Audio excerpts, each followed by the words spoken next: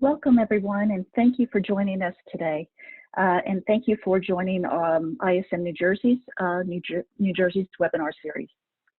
Thank you to Concentric for partnering with us in presenting various topics over the next few months.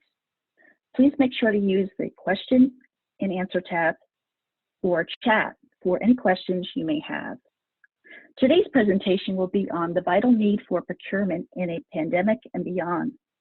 Our speaker for today is Samer Ijaz, who is currently a consultant at Concentric within their strategic sourcing advisory practice. He is a solution-oriented procurement professional with experience coordinating the PMO function for large savings initiatives and delivering value in the HR category. Samer has worked in multiple industries such as healthcare, MRO, and telecom, and brings a global perspective to the table. He is relationship-focused with an eye for value in the procurement landscape.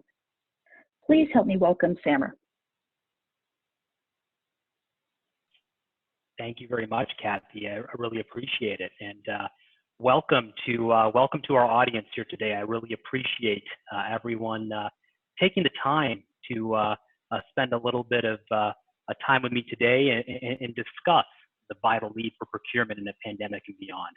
Looking forward to a great conversation and to a great dialogue with the audience, and interested to hear thoughts and comments and questions towards the end as well.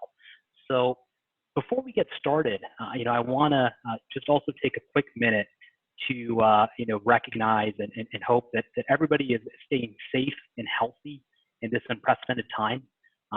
We are living in a very different world than we did just a few months ago. And people are taking time to reflect, check in with loved ones, and really figure out what's important in life. And so I want to just come out of that with a really positive message and say, hey, from all of this, we will rise from this challenge. We will rise as a society to be more confident and able to tackle the challenges that are ahead. So with that, I'll kick off the dialogue and the presentation here. And again, feel free to ping in with any of your questions throughout. In the Q&A, as Kathy was saying, and I'm happy to address them later on. If there's anything that's urgently pressing, we can address it even throughout the presentation too. So with that, I'm going to pass it along to the next slide. I have a quick intro. I appreciate Kathy giving that intro on me as well. And I just wanted to touch upon a few key points or a few high-level points here. Obviously, I'm a consultant with the Concentric practice right now, the strategic advisory practice and the sourcing component with our organization. I've had multiple experiences in different industries across the board and really refined those what I would call consulting skills throughout my career to really think about what's important to clients, what's top of mind, and how do we really make an impact in the procurement and sourcing landscape going forward.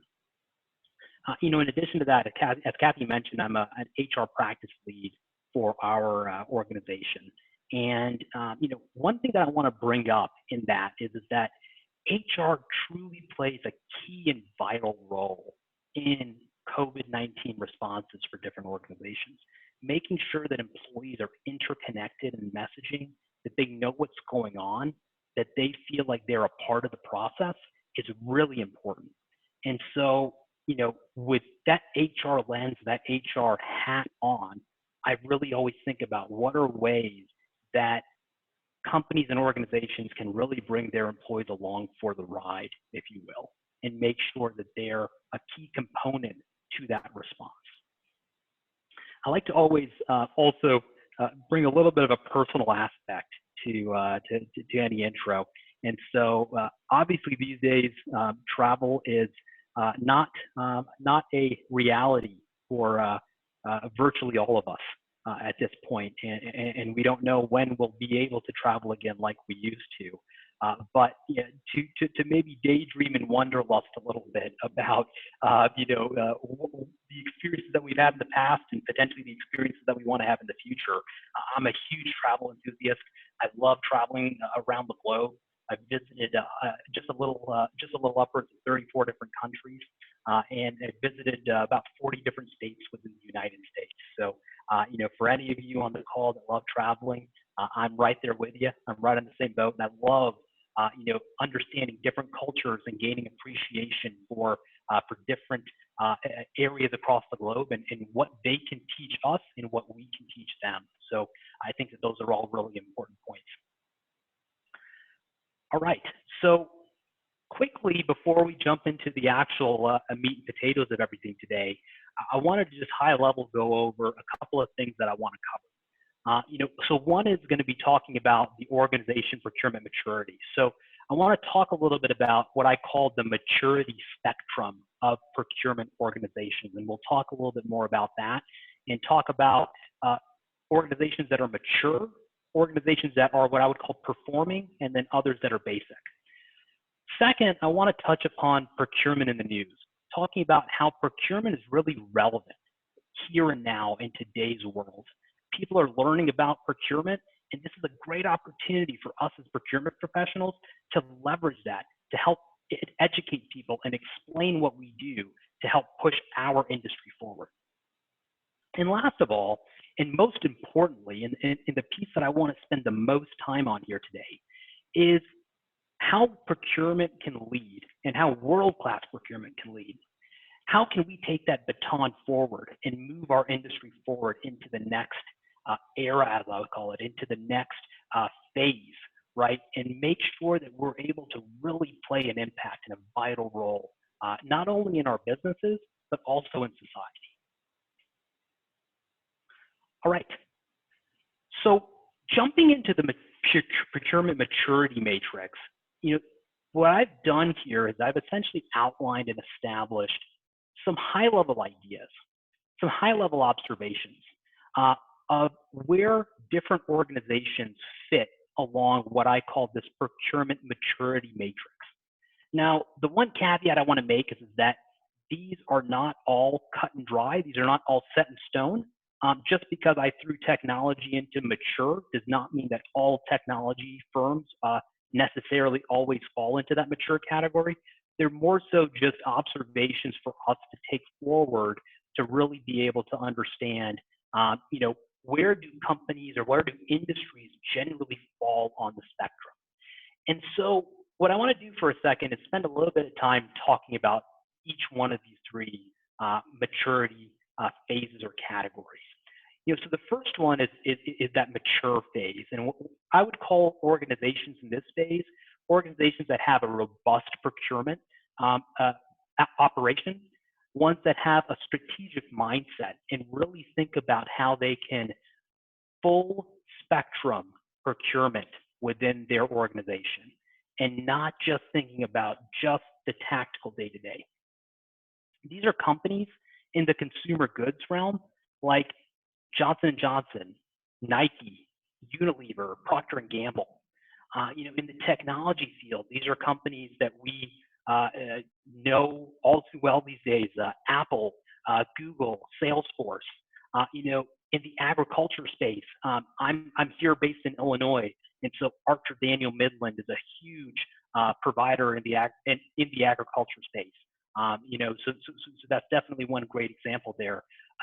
In manufacturing, we've got General Motors and General Electric.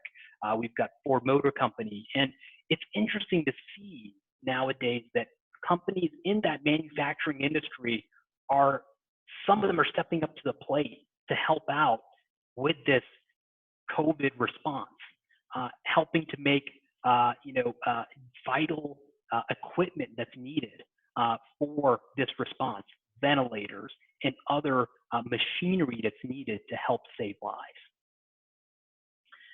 Second of all is this performing category. And when we think about performing, we think more along the lines of organizations that have tactical procurement down, but they may lack some of that strategic focus going forward. And so again, not to say that any one of these permeates every single organization in this industry, but a few examples here are transportation. So companies like XPO Logistics, DHL, JB Hunt are a few that come to mind. In the pharmaceutical industry, AstraZeneca, Pfizer, Merck, Gilead. That's a name that we've heard all too well more recently in the news for a potential virus release, if you will, and solutions going forward. And then in the healthcare space, we think of some big players like Mayo Clinic and Cleveland Clinic, but they can also be the hospitals that are just down the road from you. I'm here in the city of Chicago. We've got Northwestern Hospital down the road. That's a world-renowned institution. There's all sorts of other institutions across the country that really come to mind and that are really being front and center in this coronavirus response. And then last but not least, we think about organizations that kind of fall more into that basic category. And how I would characterize this is I would say these organizations have some procurement set up, but it's haphazard at best. It's unorganized. It's not really their true bread and butter. It's not what they really do on a daily basis. And so they do it because they think they have to. Now, the biggest player that falls into this bucket is government. And when I think about government, I think about federal, state, and local government. And they all have different responses. They all have different approaches to this pandemic. And so some are more thorough and thought out than others. And there's some lessons to be learned going forward in terms of how do we have coordination across the board, and how do we think about setting our governments up for success in these sorts of situations. So again, hopefully this gives you an idea of that maturity landscape, if you will, and how different organizations fall into these different buckets.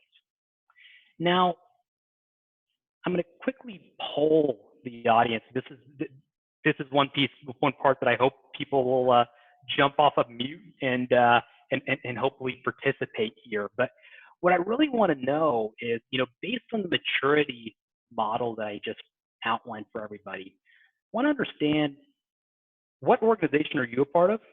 What industry do you fall into? And if you are one of the industries that I just mentioned, do you agree with the assessment? Do you disagree? Where are you on the spectrum? And again, there's no right or wrong answer in this. It's more so just a dialogue and just a discussion, because I think it's really a key point to start thinking about, how do we position our organizations? No matter what industry we may fall into, no matter how robust our procurement organization may be, it's important to start thinking about, how do we translate for the future? How do we move forward to start thinking about transforming our practices? So I'll open it up to the audience. I'm hoping to get a little bit of participation. So anybody, feel free to unmute here and give me your thoughts. Maybe just give me your name and again, what company that you're with, and what are some of your thoughts?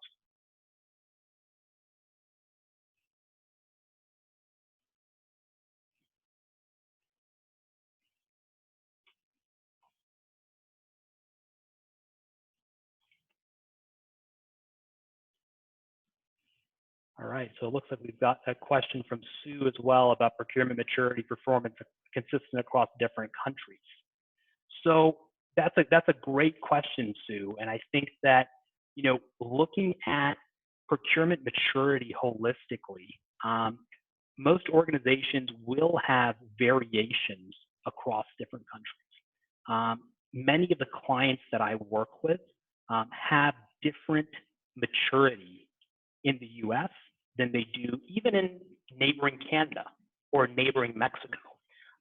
And that's sometimes due to their structure and their setup of their organization, but also how they structure their category management and how they structure their holistic offerings. So great question. Thank you, Sue. I appreciate that. Anybody else want to pick up off of mute and participate or share any of their experiences or their thoughts?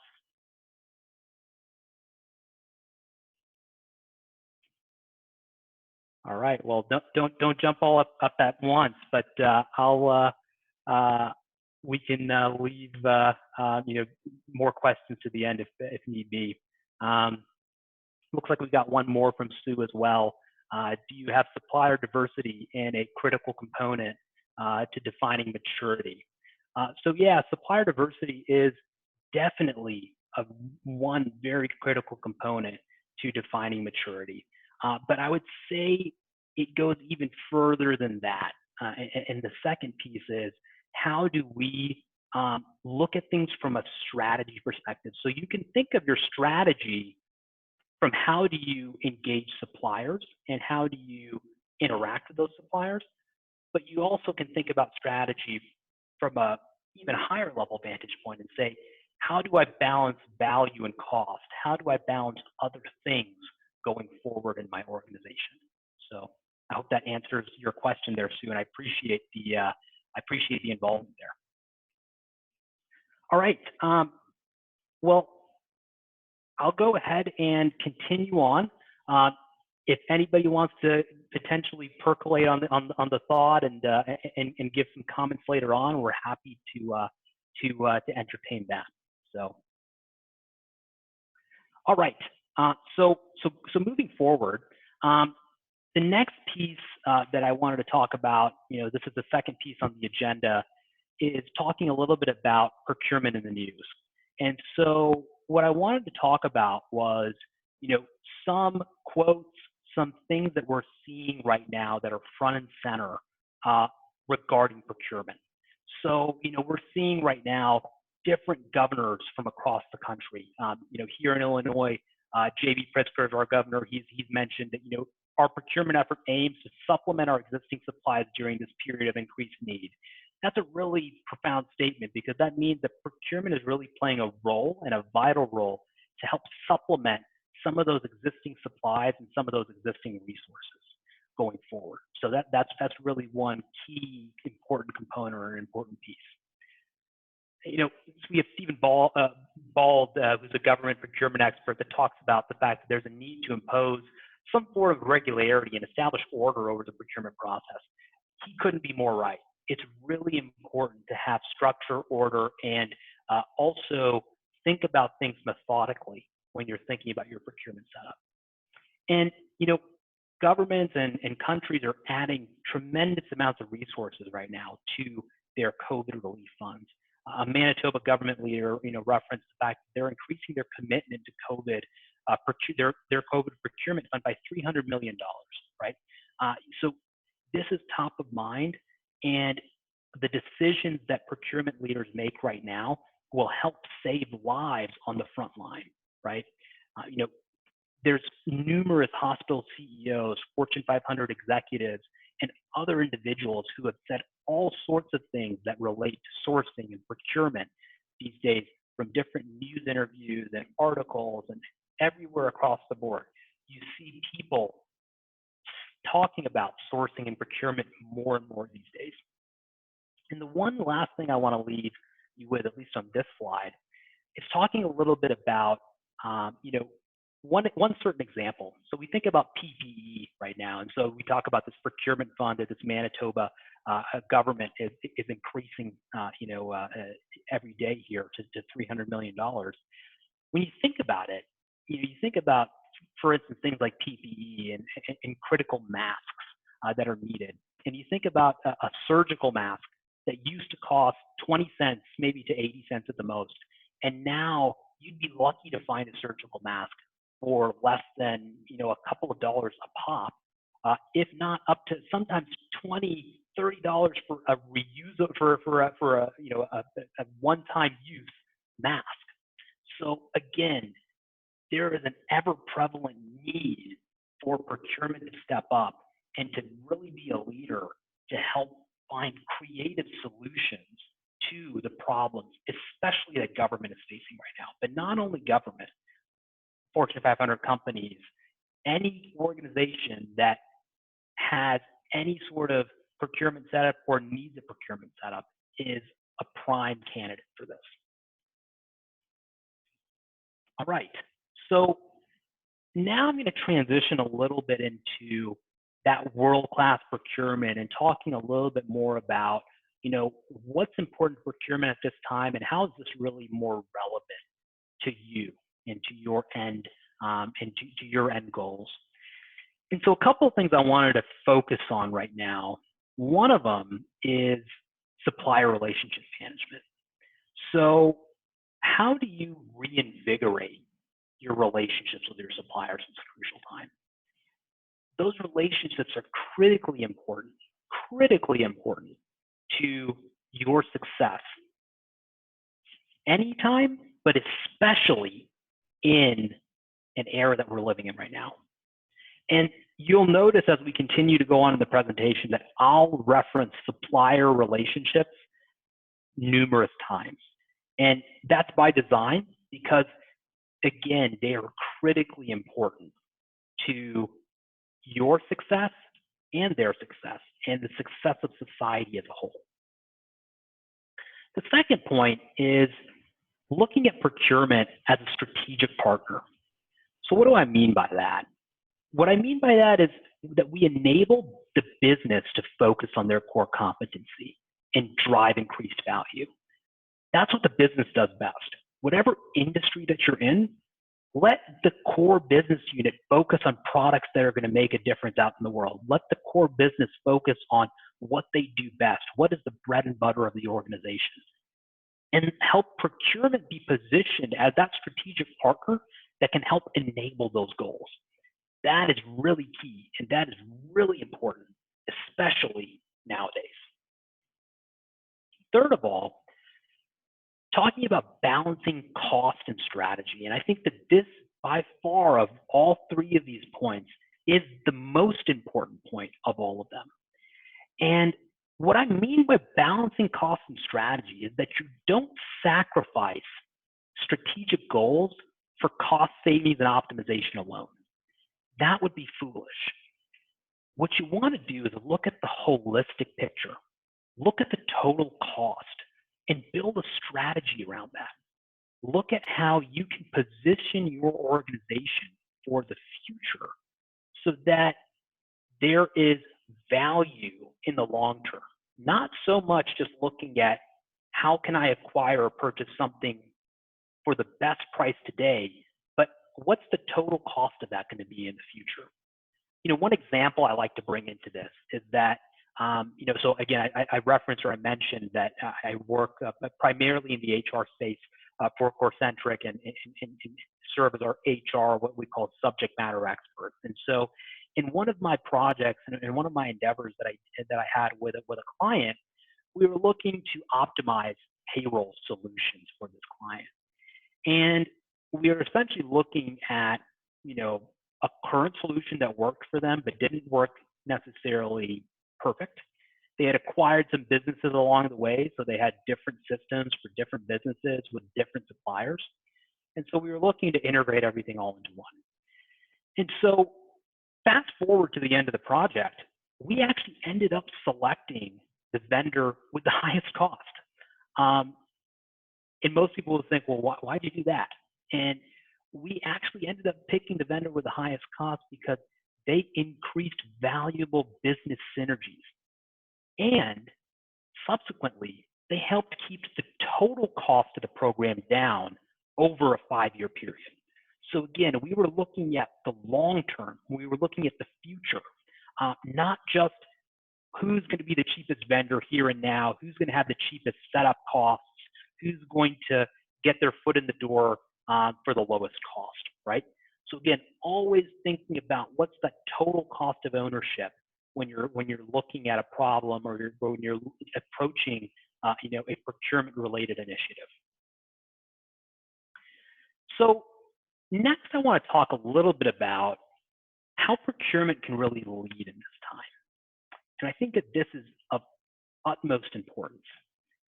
Procurement leading in general is very important, especially in the era that we're living in right now. And so first of all is cost savings. So what I mean by cost savings, and I'm going to draw a point from the previous slide here for a second, is again, long-term value versus short-term best price. I'm not saying that we need to focus only on just cost alone. It needs to be balanced with value and with solutions upfront.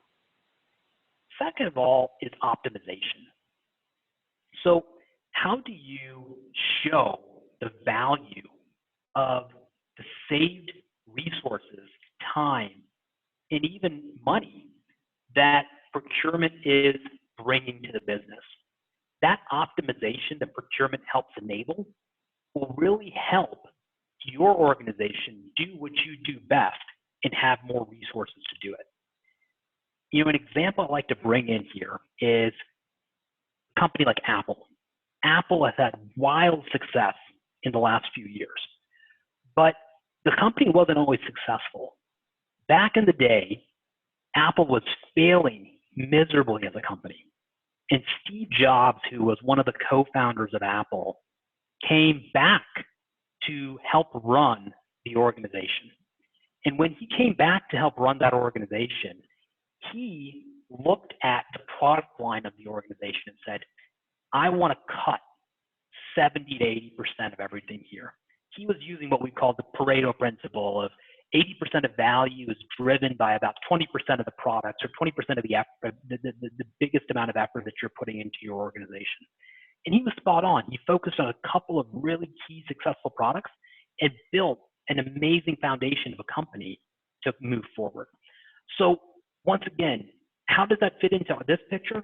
Procurement helps the company do what they do best and focus on those core competencies, so that they have time to focus on that 20 or 30% of what is really important, and then take away all of the other things that they don't necessarily need to be worried about in the here and now, if you will.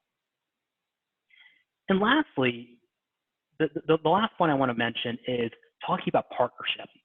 So again, I'm going to hit this drum a couple of times today, because I think this is really a key point that is really important for everybody to take away and to think about.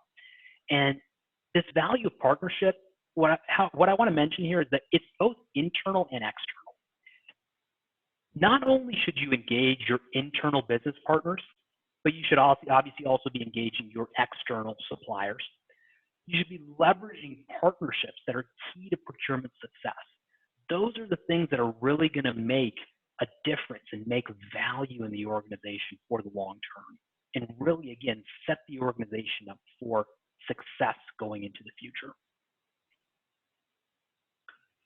All right, so another piece that we can really focus on, we can really think about, is how does procurement show value in trying times? How does procurement create value going forward? So cost savings are things that help enable companies to continue to maintain headcounts, to continue to maintain the organizations that they have currently. So what do I mean by that? So if you think about most organizations in this time, you hear all too well, all too often in the news about furloughs, about layoffs, about 401k employer contribution cuts. You hear about all of these things that are just so negative, right?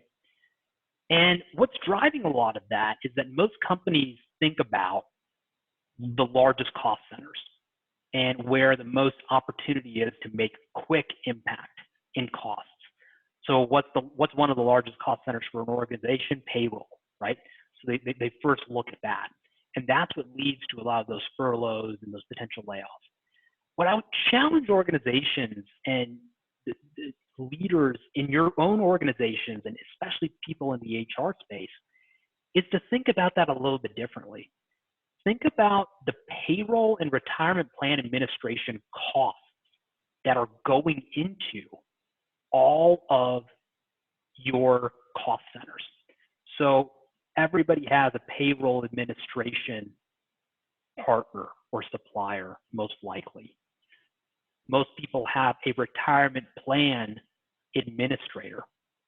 All of those partners can help eliminate and morph and change some cost structures.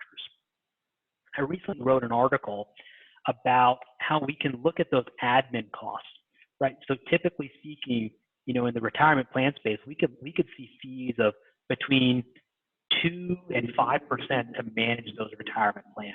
If a company has a match of 4%, we could potentially work with our supplier, have a good dialogue with that supplier to understand what's driving some of those costs and see if we can pick apart some things in the short term to really help build value so that we don't have to cut valuable benefits.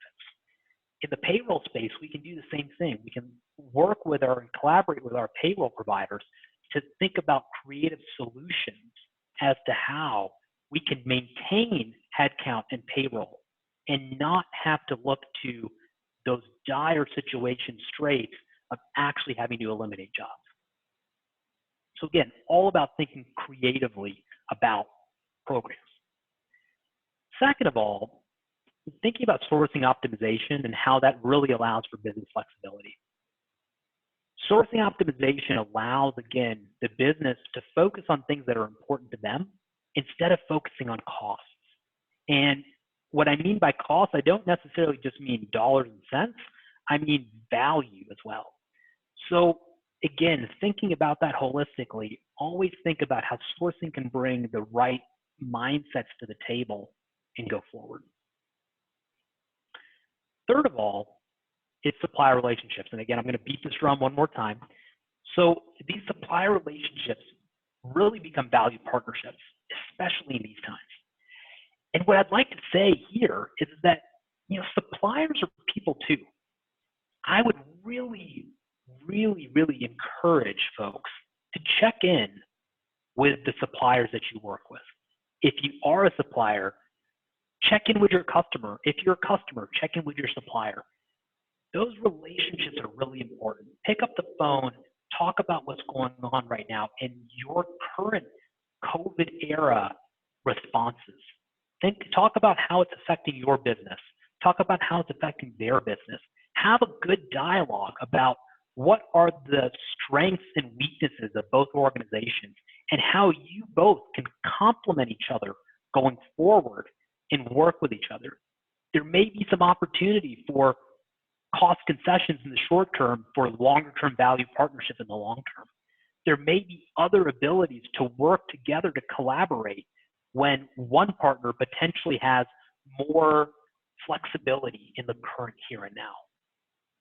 So again, always think about those ways that you can engage both sides of the spectrum. So the next thing that I want to talk about real quick is a little bit about what a typical procurement organization would look like versus what today's procurement organization really looks like.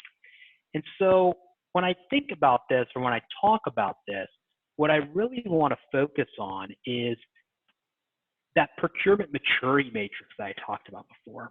And that really brings a really nice parallel to this slide and to this conversation.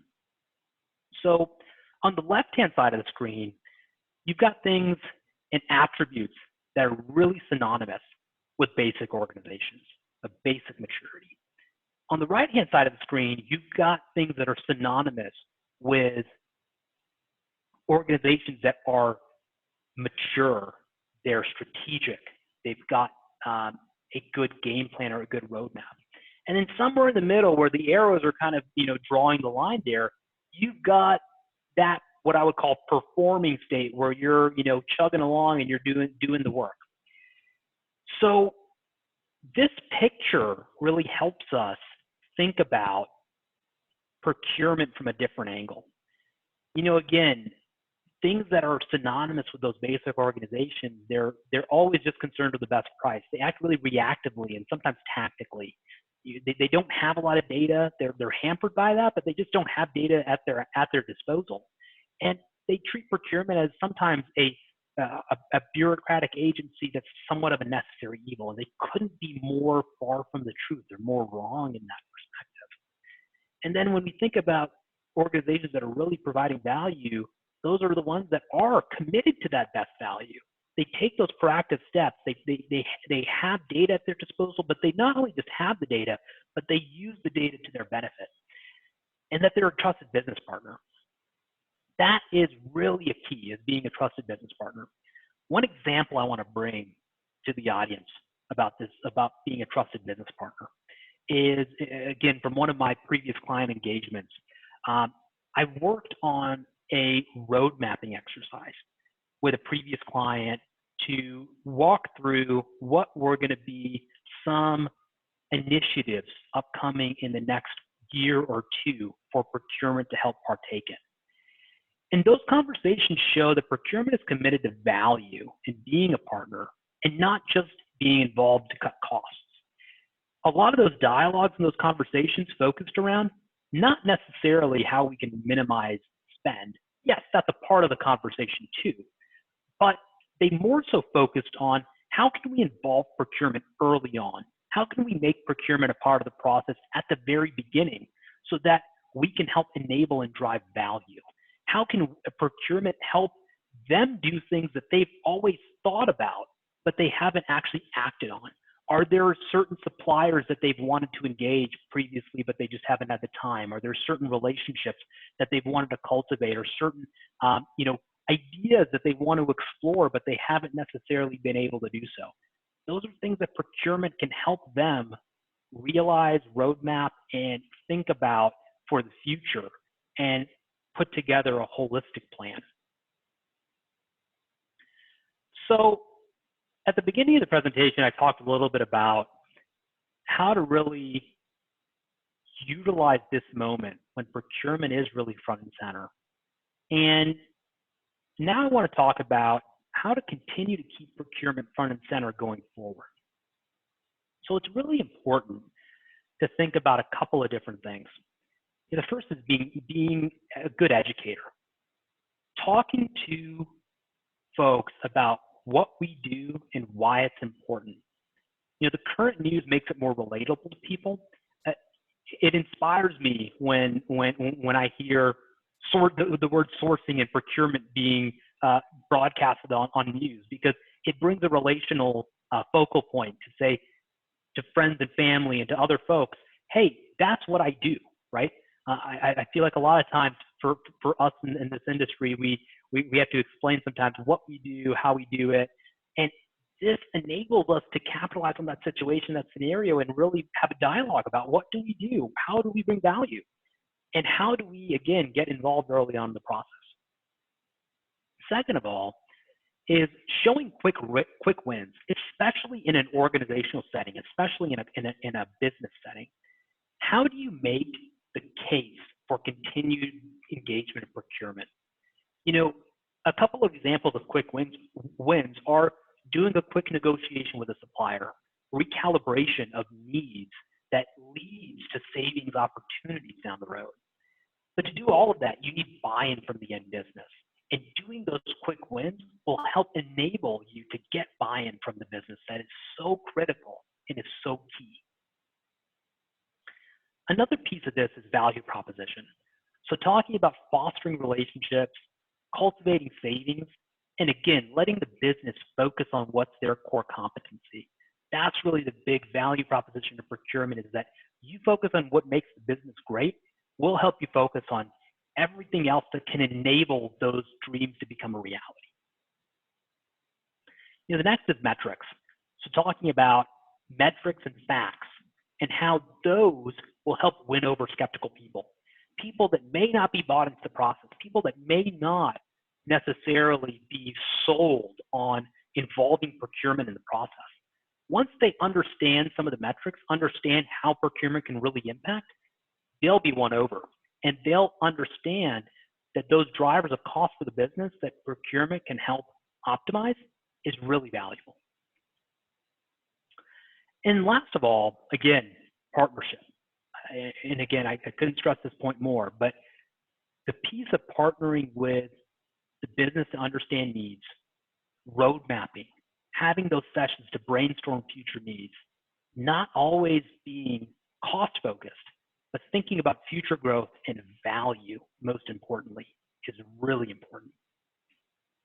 So again, I hope that these couple of things, high-level thoughts, can help you position your role within your organization. Whether you're,